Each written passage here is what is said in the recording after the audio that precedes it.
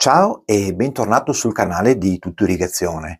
Sono Federico ed abbiamo parlato nella sequenza di video precedenti di come osservare il giardino, di come scegliere gli irrigatori, di come posare tubi e raccordi, come valutare le retrovalvole, ma chi è che comanda tutta questa orchestra? Chi decide quando e per quanto tempo ogni parte del tuo giardino riceverà acqua? Signori e signori, oggi parliamo del cervello del vostro impianto di irrigazione, e cioè la centralina. Se sei un principiante e ti sembra un oggetto complicato, non preoccuparti, ti spiego come funzionano in modo semplice e quante zone può controllare, ma restando sulle versioni residenziali, altrimenti non basterebbe un'ora per parlare di cosa offre il mercato. Cos'è esattamente una centralina di irrigazione? O anche programmatore? Immaginatela come un direttore d'orchestra. Il suo compito principale è quello di autorizzare l'accensione e lo spegnimento delle famose elettrovalvole. Esistono principalmente tre tipi di centraline per uso residenziale. Le centraline a zone multiple standard possono avere il trasformatore interno oppure esterno. Queste sono le più comuni, si collegano alla rete elettrica e sono progettate per controllare da 2 a 16 zone. E qui arriviamo a una domanda chiave. Federico, ma cosa sono esattamente queste zone e quante ne può controllare una centralina? Una zona è semplicemente una porzione specifica del tuo impianto che viene attivata da una singola elettrovalvola. La centralina ha dei morsetti come questi, a cui si collegano i fili elettrici di ogni elettrovalvola.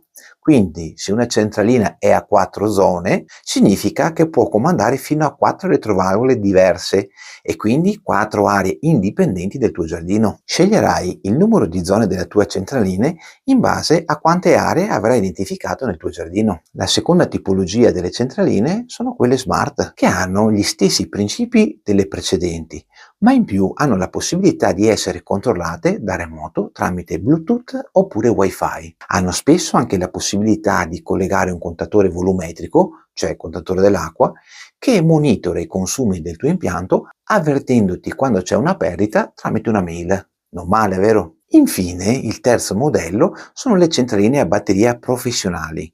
Queste sono centraline IP68 alimentate a batteria standard a 9 volt, che possono essere montate direttamente nel pozzetto senza dover passare corrugati elettrici. Esistono alcune versioni addirittura autoalimentate tramite una turbina durante il passaggio dell'acqua. Possono avere un display oppure anche niente.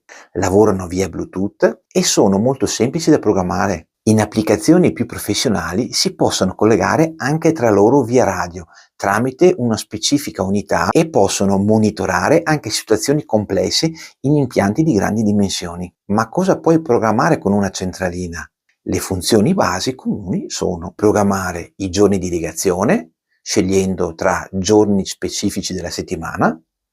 Puoi decidere di fare irrigare a giorni pari dispari o addirittura a giorni a intervalli, 2-3 ogni 2-3 giorni. Puoi programmare l'orario di partenza nell'arco delle 24 ore, sia che sia giorno che notte. Puoi programmare la durata dell'irrigazione, per quanti minuti ogni singola zona deve rimanere accesa. Inoltre, molte centraline moderne hanno anche funzioni più smart, come la regolazione stagionale o la possibilità di collegare un sensore pioggia o umidità per fermare l'irrigazione quando non serve. Ok Federico, sembra interessante, ma come si programma nel dettaglio? Come imposto i tempi giusti per il mio prato o per l'orto?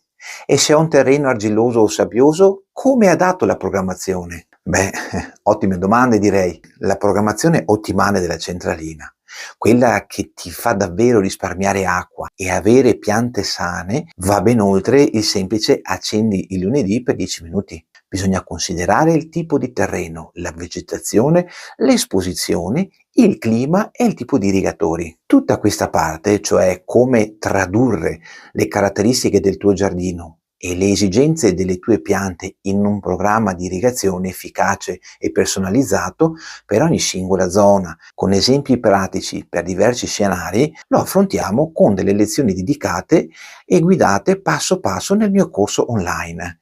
Irrigazione da giardino, dai primi passi al progetto perfetto.